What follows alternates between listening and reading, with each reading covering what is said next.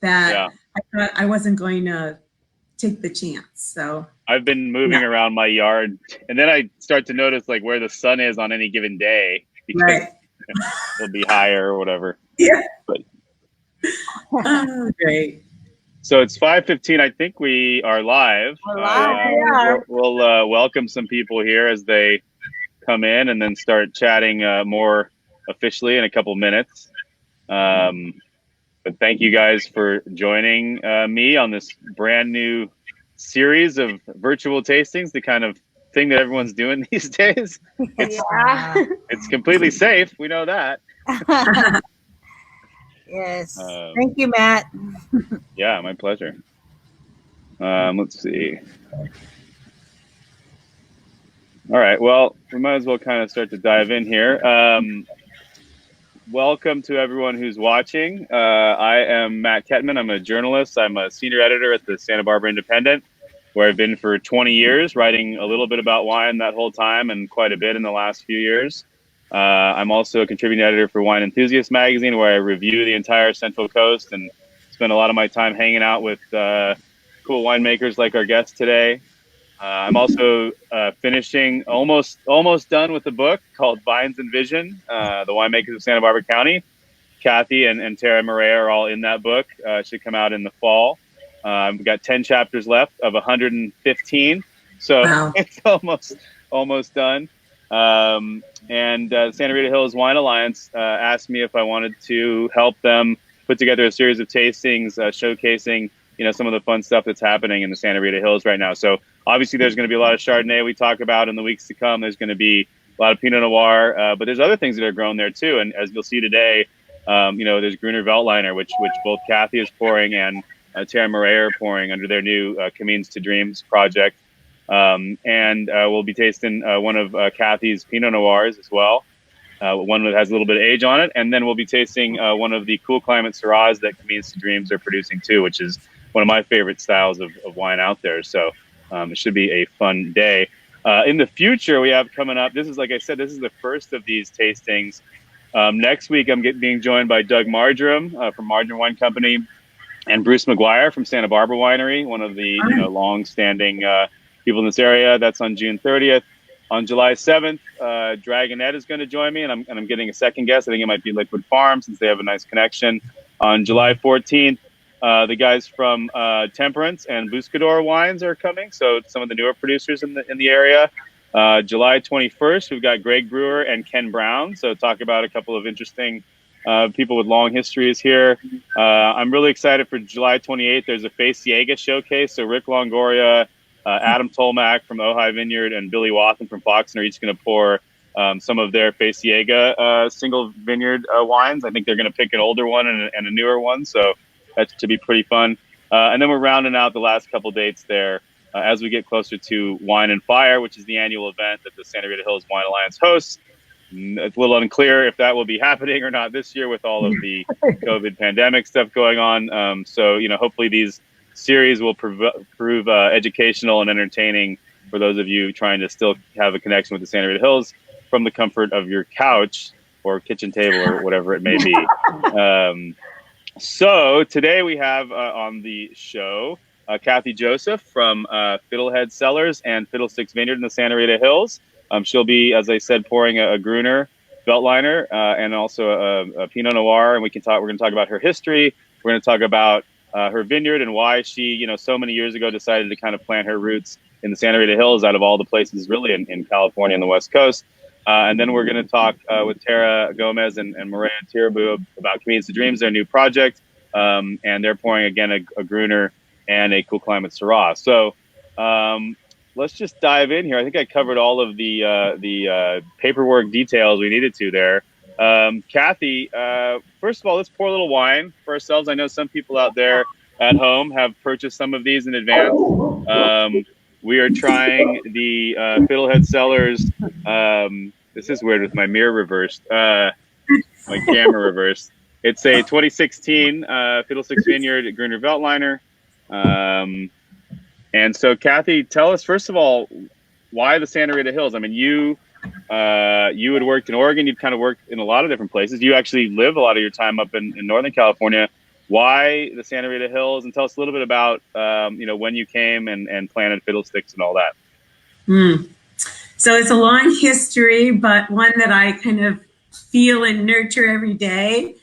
I kind of got my mentoring in the North Coast while I was in graduate school at Davis, and fell in love with Pinot Noir and had this amazing opportunity to pick any place to go to make great Pinot Noir. But I had to be realistic and be able to afford to exist and to create. And I wanted to make my mark. And so through my palate, I really tasted through all of my options. It could have been anywhere.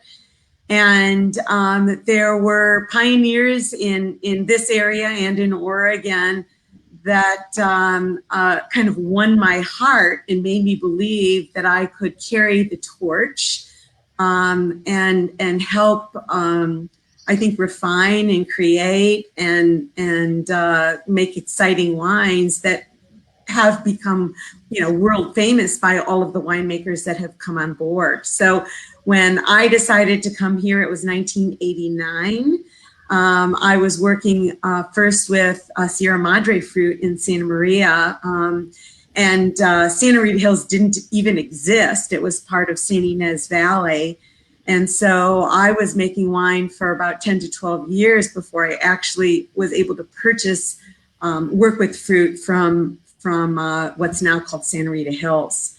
Santa Rita Hills won my heart because of the complexity it imparts to wines.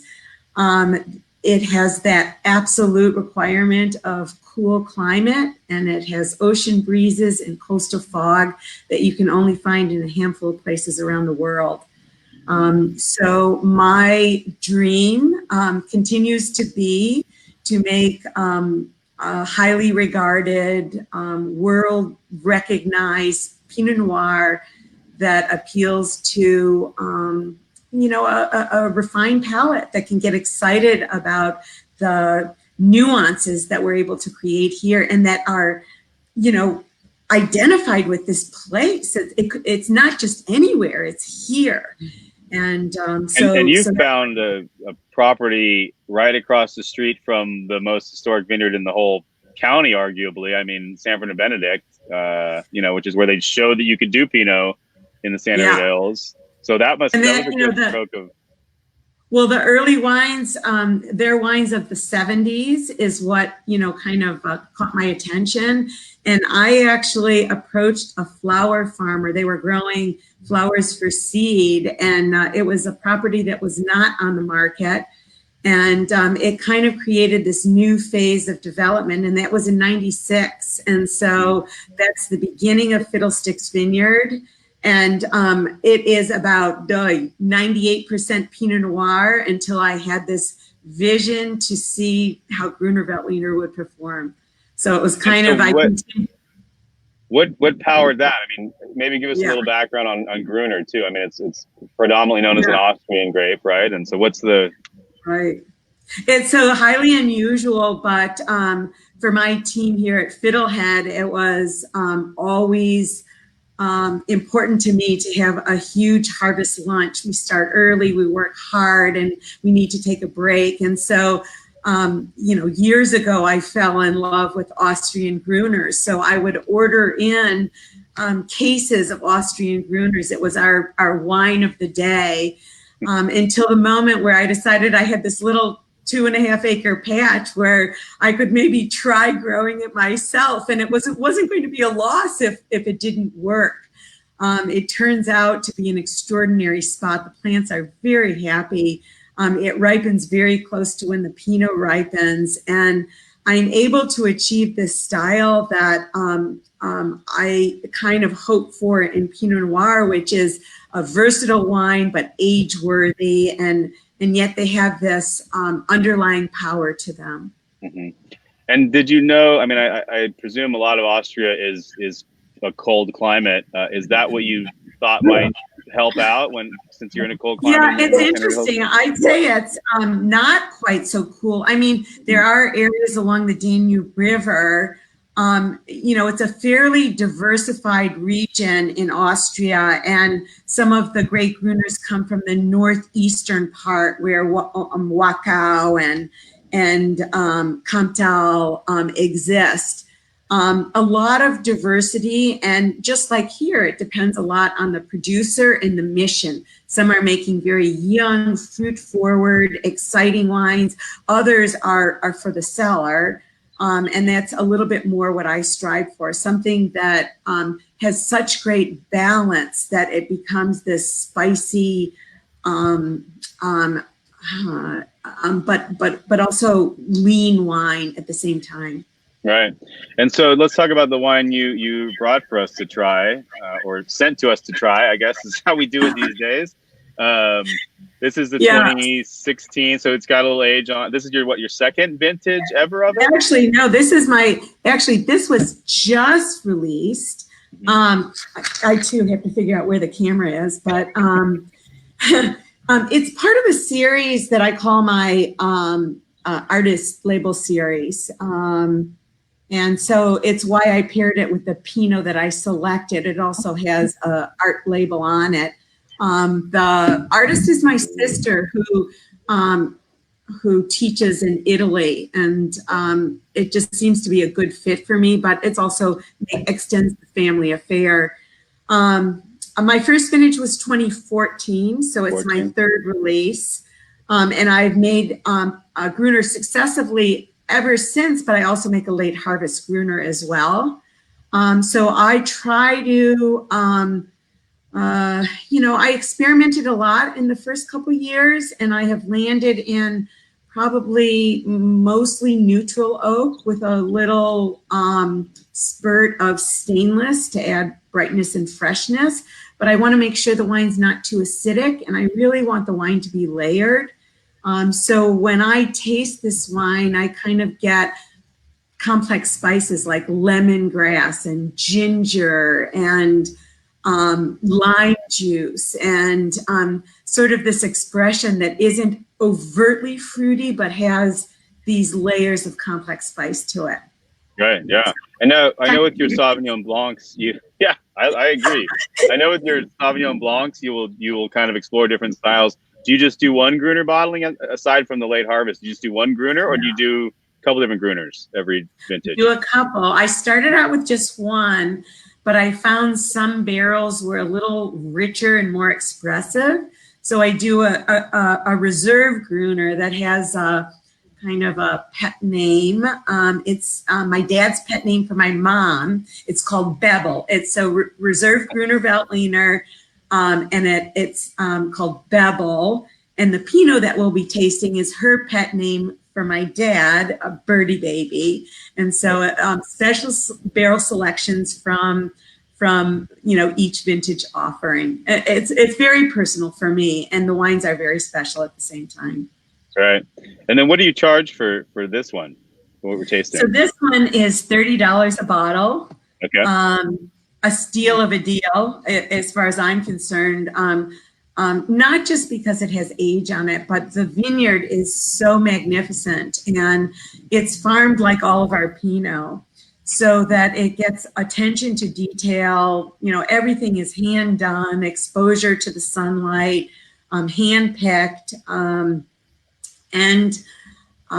it's not generic. So just like what I want from my Pinots, it's coming out of the Santa Rita Hills, and I hope creates character that the Santa Rita Hills, the minerality that it imparts to other wines, I hope to see that in my Gruner as well. Is there a particular challenge with the viticultural side of Gruner? Pretty interesting. The plants are so happy. They set huge crop, like enormous crop. And so the clusters are big, and so it's trying to tame the yields out of the vineyard.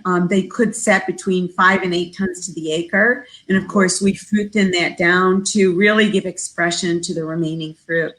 Other than that, because the place, the fruit, the vines are so happy, I would say the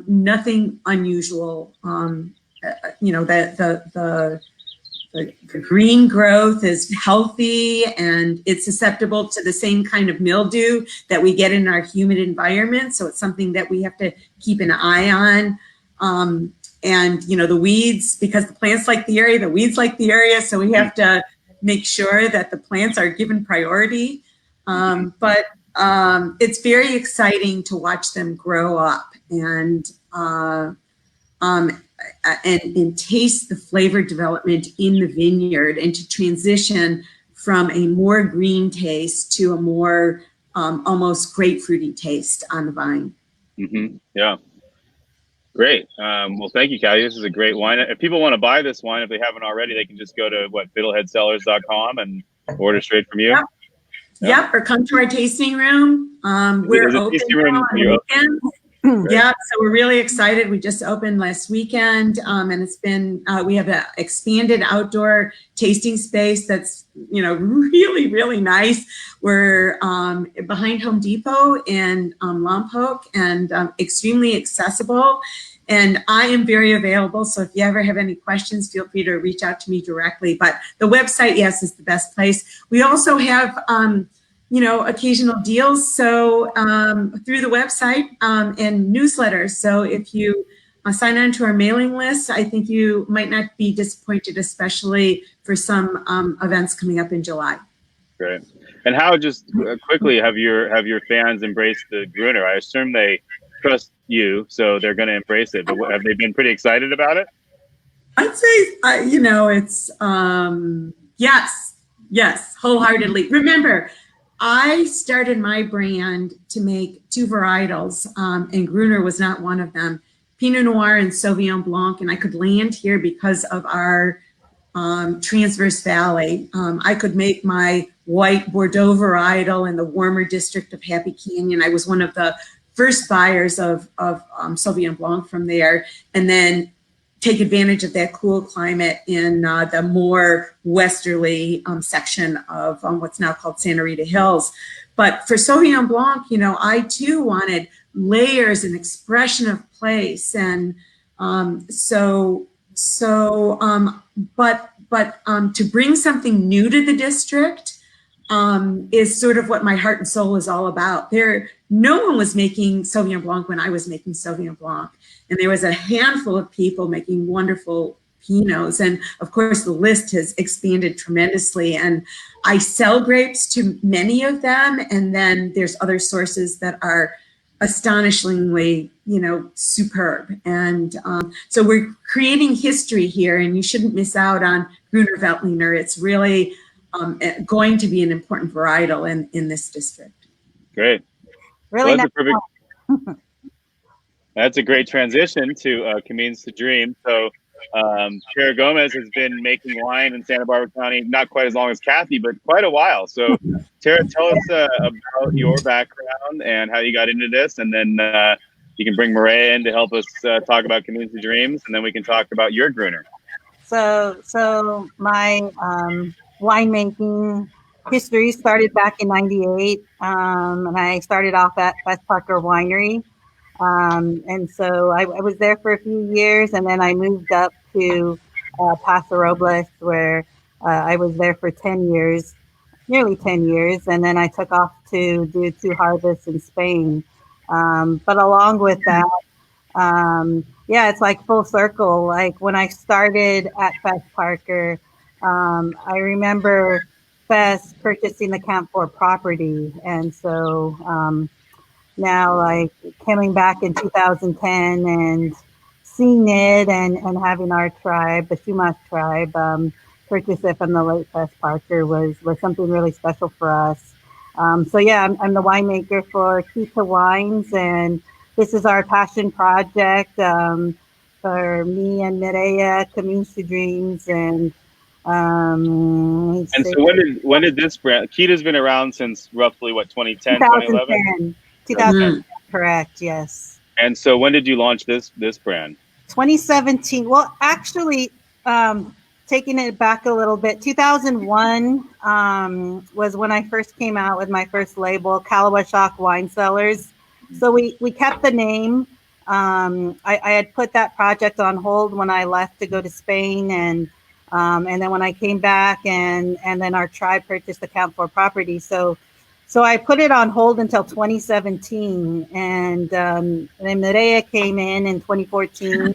So I came here. I'm from Spain. I'm a winemaker from Spain. I came here in 2014.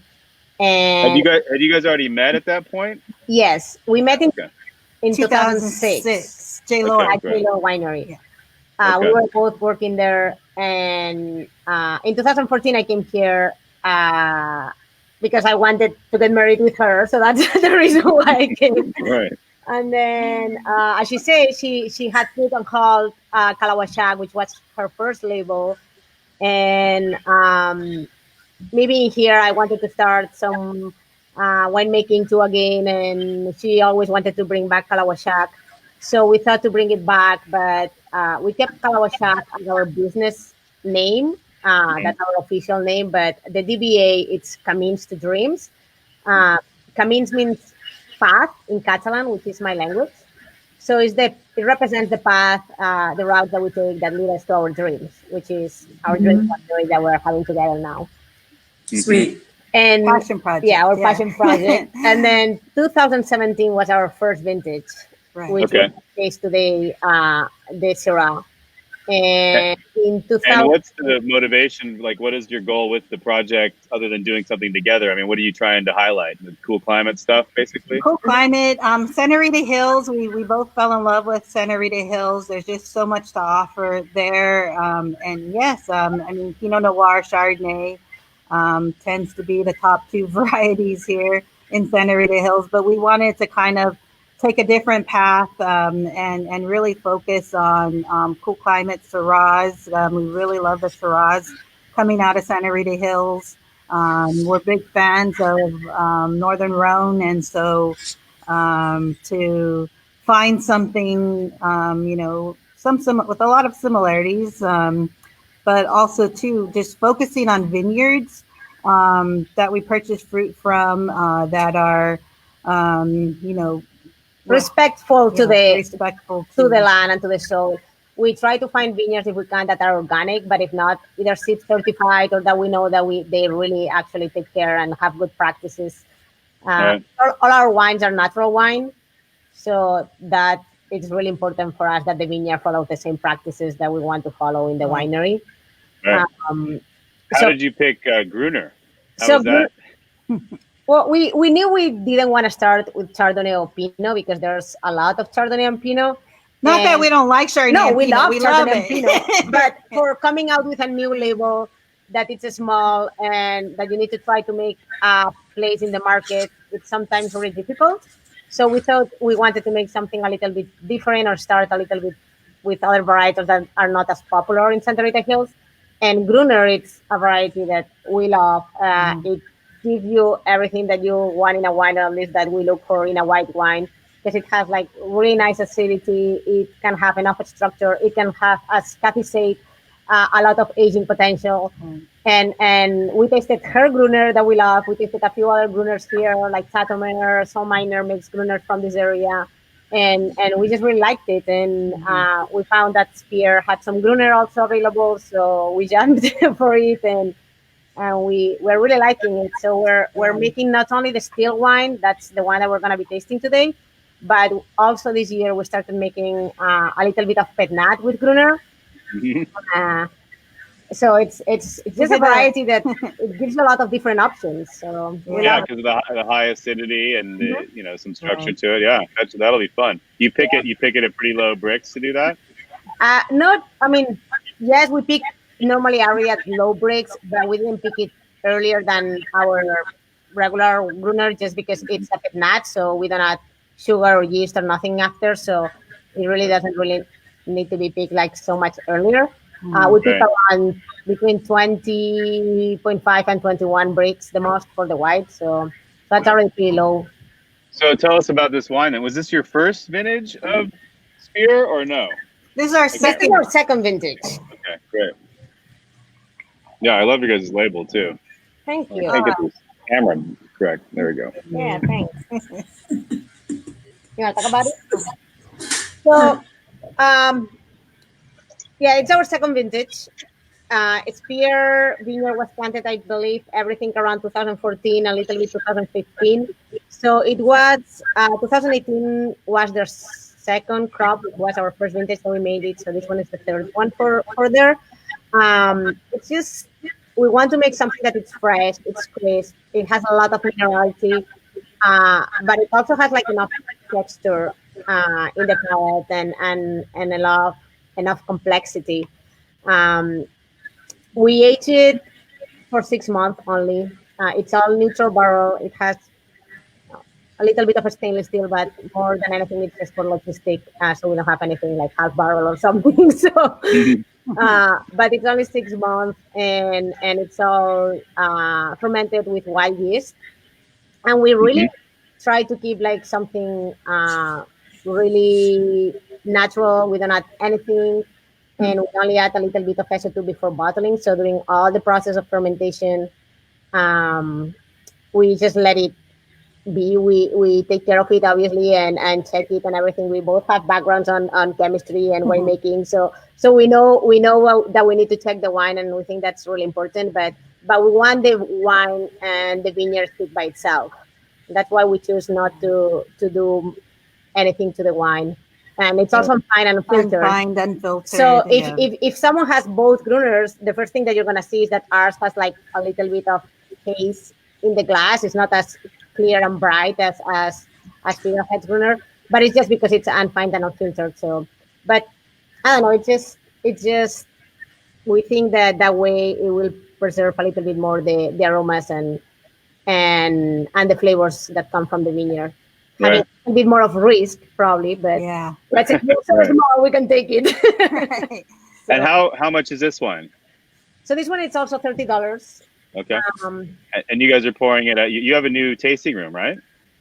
Yeah, so we're located on F Street, 313 North F Street. If people are familiar with Transcendence tasting room prior to their new move, we took over their tasting room, their little building in there, and they moved to the back of the building, so they're on G Street.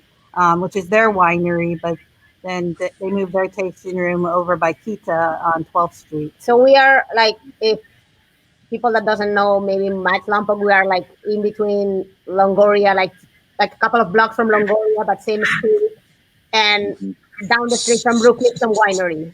So in that corner there. And you guys are open again now?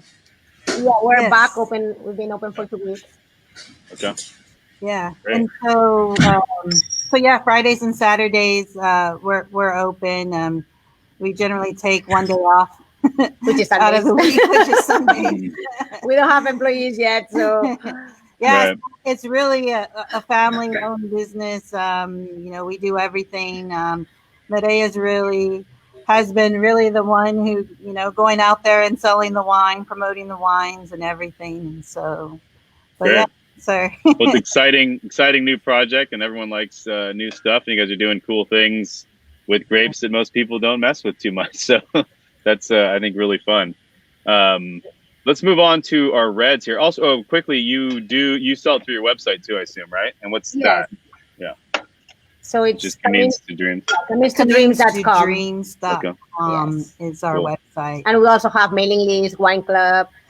And all the above. People like. We actually just celebrated our 1-year anniversary last weekend. From opening the tasting room. Summer solstice, for opening up the tasting room and releasing our wines. So. And have people been excited about finding you guys? And there's a thing with when new brands come out, like you can get a lot of people are really like, obviously you guys make great wines, but they're interested in kind of being on the front edge of something, right? And feeling like they are smarter than other people, or at least attuned to the scene. And are you getting a lot of that excitement? Yeah, I mean, I would say so. I mean, we get people that we've never met before and have read about us either through social media or just word of mouth, and we're really thankful for the other tasting room communities who actually send people our way as well. And we all kind of do that with each other. Yeah, we're recommending. not in the wine ghetto, so like our Yeah. tasting room is a little bit out of all the other tasting rooms. So it's been really helpful for us, like other tasting rooms send people our way because yeah, nobody really knows us yet, and we're not there. So it's not that you can bump into our tasting room. You really need to come. Right. You have to drive a little ways to get. But everything that's come so Yes. far has been really excited to taste, Yeah. you know, new wines, and also because tasting Gruner is not that easy. Either you go to Fiddlehead or you go to us in Lompok. That's it. Yeah. So people is really excited about that too, to taste something. Yeah. Great. And Matt, Maybe I guys- just wanted, Yeah. I just wanted to add that, you know, what's so great about these two wines is their differences as much as, you know, being the same varietal, and that, you know, it's so great to be able to explore different expressions of the same grape. And, you know, I tell people, you know, when I think of what they should be pairing this with, I think of, you know, curries and maybe garlic shrimp or something smoky off the barbecue. You know, but really both of them would pair with all of those things. And there's something really nice about having a collection of different wines in your cellar, and we want different Gruners to be part of that as well. Right. Absolutely. And Gruner has this. It's such a fruit-friendly wine, no matter the style. So Very it's much really easy to pair. I have some Chinese food coming for dinner tonight, so I think it's going to work with both of these. That's right, your house. All right, let's move to the reds now. Kathy, I mean, this is Pinot Noir is kind of what motivated you to do all of this. So tell us a little bit about what the Birdie Baby is. And you mentioned that it was your mom's nickname for your dad. But how many different Pinots do you make in a given vintage? Oh, gosh, it's probably about 8 different ones. Okay. And, you know, and they are really different. This one is a barrel select choice. And it was just discovered because it didn't fit into our Lollapalooza blend. It's, again, another of my sister's labels. That's why it kind of partners so well. And there's a nice little backstory on the back label that talks a little bit about the wine and the man too. You know, it's interesting how organic our descriptions of wine can overlap to people. So I really like sharing that. This wine tends to be a little richer in style and fuller in body, but still in the Pinot Noir camp, which is so important to me. So I want delicate aromatics. You know, it's all fiddlesticks fruit. You can see through the wine, but we tend to have, you know, amazing color and again, longevity. So this is a 2003, also a relatively new release. 2013. 13, yeah. You said 3, but yeah. No, 2013. Right, yeah, good. the 2003 is amazing if you ever get a chance to try that. Yeah. In fact, I sell grapes to Rich Bonacorsi, Jenny's brother-in-law, who took over the brand now, and he, you know, we talked about tasting some of our older wines, and he brought the 2003 as one of his favorite vintages for Fiddlesticks. So. Again, the longevity that I talked about in Gruner certainly has made its way into Pinot Noir. We just got a fabulous email from a customer who took a picture of the 2007 label, you know, saying, you know, I love your Pinots, but this is the one that's shining tonight. And, you know, you get excited because there's another, it exists in people's cellar. But our Pinots tend to be very spicy, and this one, Birdie Baby, is kind of the fuller, richer palate. Yeah, Tara, if you guys want to comment on it, please give me input. But there's so much spice in there. Spice, really nice aromatics as well. Yeah, I would say floral. I love it. It's really nice. I like that it's really Burgundy style. That it has fruit, but it's also really earthy and it's really spicy. So I think that's what I like more from this Pinot here, that it really takes you to Burgundy. And even though we are in another wine region, obviously, but that's how Pinot is to me. Yeah. So how I have it in my mind when I want to taste a Pinot. So yeah, you can really taste the dirt almost when you taste these wines, and they're the fruit is present. It's really charming, but that's not the only overriding factor of the wine. And so I really like to age my wines in the cellar before I release them, so people can enjoy it completely at the table, you know, with food, and they don't have to wait for that acid and the tannins to soften and become more delicious. You know, you don't have to put this wine in a decanter. It's ready today, and you're gonna love it. Yeah. And Kathy, you must, I mean, this is a 13, you said it's a relatively recent release. What other vintages do you have out at the same time? You must have a kind of a range of vintages out depending on. Yeah, we like to, you know, when you come directly to us, we offer up a lot of library wines too. So 11, 12, 13, 14, 15, kind of all on the table depending on which wine. Some are less available. We like to do this big celebration to give tribute to our vineyard and its position in the valley. So we're exactly 7.28 miles from Highway 1 as you travel east. And so we make a wine called 728, but all the wines that are planted at Fiddlesticks Vineyard are 728 wines. So we do a big virtual celebration that's accompanied with lots of fabulous wine deals called Drink 728 on 728. So we hope you raise your glass with us on that. And then also we'll be doing, starting July 1st, 7 days of 728, a great 24-hour deal every day that, you know, they're all Fiddlesticks Vineyard wines that we dig deep into our library. We offer up our bubbles. We, you know, we want you to experience the expression of the place. And way to be way ahead on the whole virtual wine selling and tasting thing. You were years we've been ahead doing on this that. for years. yeah. Great. Well, thank you guys. This is a great wine. I think this will go with some of my Chinese food too. So let's move into the Syrah. I mean, you know, people always ask me what my favorite grape is. And before I started tasting like 200, 300 wines a month for a living, I would actually always say Syrah. And then I taste so many good Pinots these days that I can't help but also really love Pinot. But still, when it comes to cool climate Syrah, it really just kind of knocks my socks off because it actually can be a divisive wine because it can be so gamey and meaty and peppery that you pull it out at a party and half the people think it's awesome and half the people think something's wrong with the bottle. So I think that's a cool educational wine experience, and I find them delicious. I think they're very age worthy too. So I guess tell us, Tara, Mireia, about this wine and how you chose Zodovich Vineyard and what you're trying to go for with your Syrahs. So Zodovich Vineyard was the first vineyard that we started with.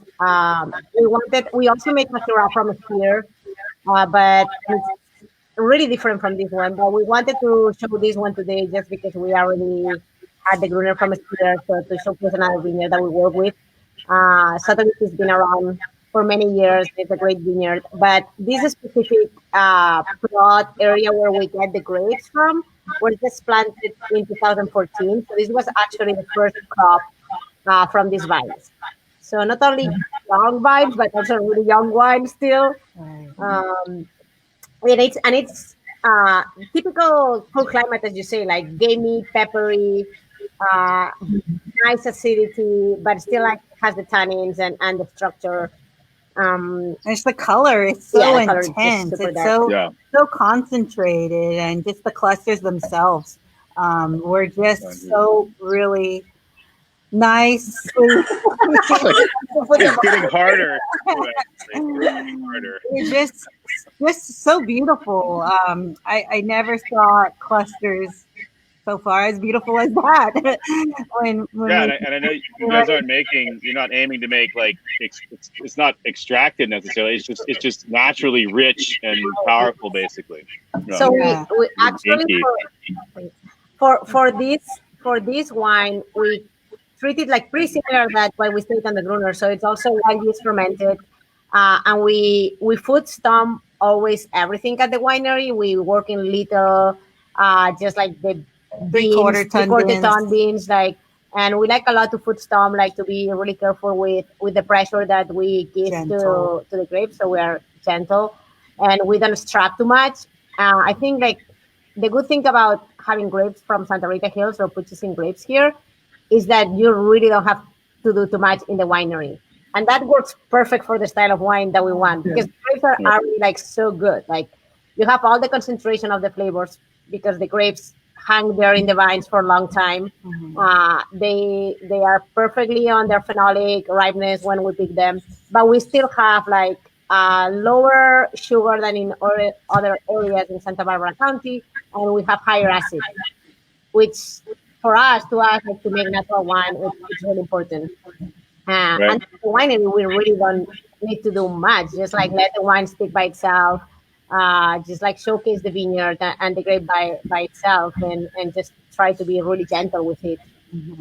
And do you find, I mean, do you see any truth to my statement that it can, like cool climate Syrah can be kind of a divisive thing? I mean, do you have people that love it and some people are like, what's up with this? Or what's your experience in showing the wine? Yeah, I just think because we make Syrah from a couple of different vineyards that we have something for everyone, I think. In terms of, I mean, only being like a mile and a half apart from each other, there's definitely a difference between Zodovich and Spear and PSV, and so I think one is with Spear being a little bit more fresher, this being a little bit more gamey, and you can really feel the tannins and a lot of depth to it. But I think it's true that cool climate Syrahs can get once in bottle and closed. If you in the winery haven't done a lot of oxygenation,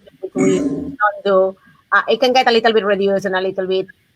It needs some time to open up sometimes, because people like the first impact is like, oh wow, like it's closed. It has a little bit of that reduced characteristic of some Syrahs, but once it open up, I think it's just a great variety to work here in Santa Rita Hills. So. Right. Kathy, you've never delved into Syrah, have you? Not my mission. No, there's nothing like growing the grapes and living on the property. You have ultimate, complete control over everything, and you have all the heartaches as well. Equipment breaks, and costs soar, but my love and my passion is being able to look out my front door, sit on the porch in a rocker, and really watch those vines grow and speak to me. And I felt like if I could make Pinot Noir and diversify between Santa Rita Hills and the Willamette Valley, that I could be an exceptional winemaker, because the two would teach me how to learn about each other, but that I wanted to be focused and really, be a better Pinot Noir winemaker. And the more varietals I work with, the more distracted I could become. So it just became my mission.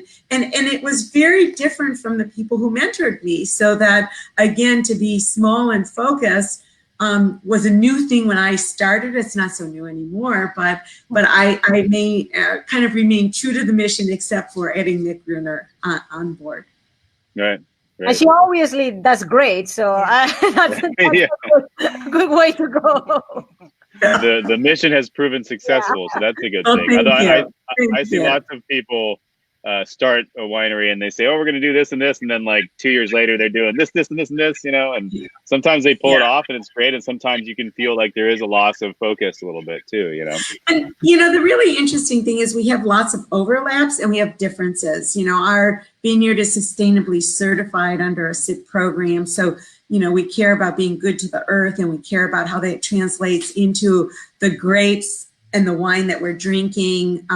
We're hands-off winemakers. I figure if you don't grow it right, you can't pick it right. And so, I do very little adjustments, if any, because of my commitment to the growing end. And so, We